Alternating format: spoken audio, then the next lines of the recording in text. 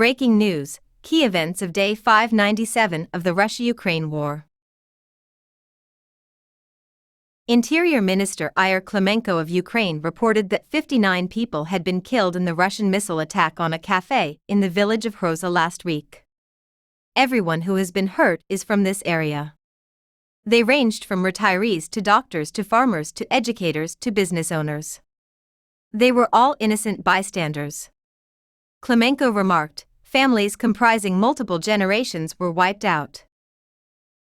The regional governor of Russia's Belgorod, Vyacheslav Gladkov, stated that 3 people were killed and 2 were seriously injured when pieces of a downed Ukrainian drone fell on their homes.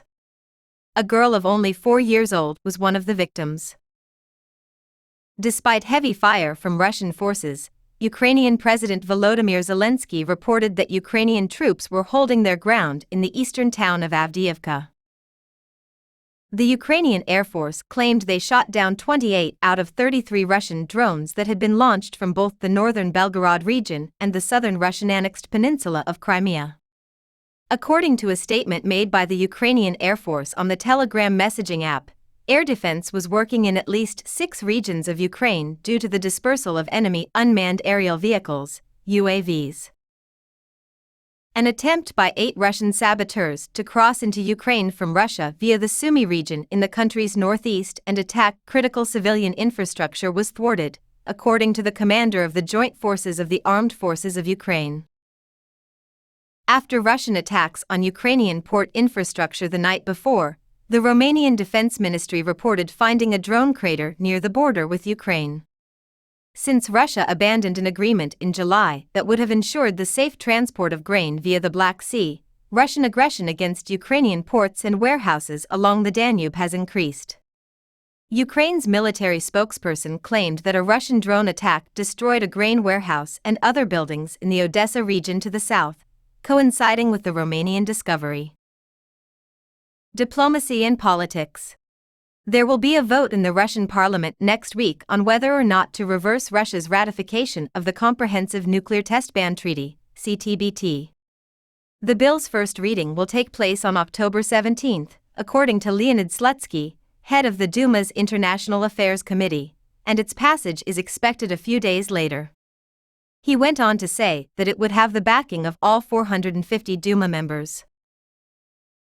NATO's annual nuclear exercises, dubbed Steadfast Noon, are scheduled to take place next week, according to Secretary General Jens Stoltenberg. Fighter planes equipped to drop nuclear bombs are practicing without actually dropping any bombs. The Mediterranean Sea, Italy, and Croatia will serve as training grounds. For the first time since an arrest warrant was issued for him by the International Criminal Court, ICC, for war crimes in Ukraine, Russian President Vladimir Putin traveled abroad. Former Soviet republics have formed an intergovernmental organization called the Commonwealth of Independent States, CIS, and Putin is in Kyrgyzstan to attend a summit of the CIS. After the Russian Olympic Committee, ROC, acknowledged regional sport organizations in Luhansk, Donetsk, Kherson, and Zaporizhia for Ukrainian territories that Moscow partially occupies and announced it had annexed last year, the International Olympic Committee, IOC, suspended the ROC with immediate effect. According to Ukraine, this was an important decision on the part of the IOC. Independent expert on documenting alleged human rights abuses in Russia, Special Rapporteur Mariana Katsarova, had her mandate extended by a year by the United Nations Human Rights Council. Since Moscow's full-scale invasion of Ukraine in February of last year, the human rights situation in Russia has deteriorated significantly, according to Katsarova, who last month described a systematic crackdown on civil society. She claimed that new Russian laws were intended to silence dissent and punish those who opposed the war. Exiled Russian journalist Marina Ovsyannikova, who had staged a high-profile protest against the war in Ukraine, suddenly fell ill, and the Paris Tribunal prosecutor's office said it had opened an investigation into the cause of her illness. Despite Ovsyanikova's improvement in health, Reporters Without Borders Director General said that poisoning could not be ruled out after meeting with her. Weapons. The Czech Republic and Denmark will ship heavy military equipment to Ukraine in the coming months, according to the Czech Republic's Ministry of Defense.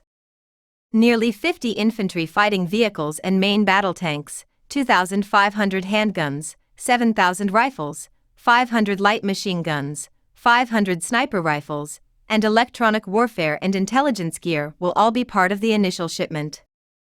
The materials offered will feature both brand new and updated tools. U.S. Defense Intelligence Agency, DIA, officials allegedly presented parts of Iranian drones recovered in Ukraine to UN member states. The United States mission to the United Nations reported that over 40 countries were represented at the event, which featured displays of drone wreckage, including pieces of the Iranian Shahed 101, Shahed 131, and Shahed 136.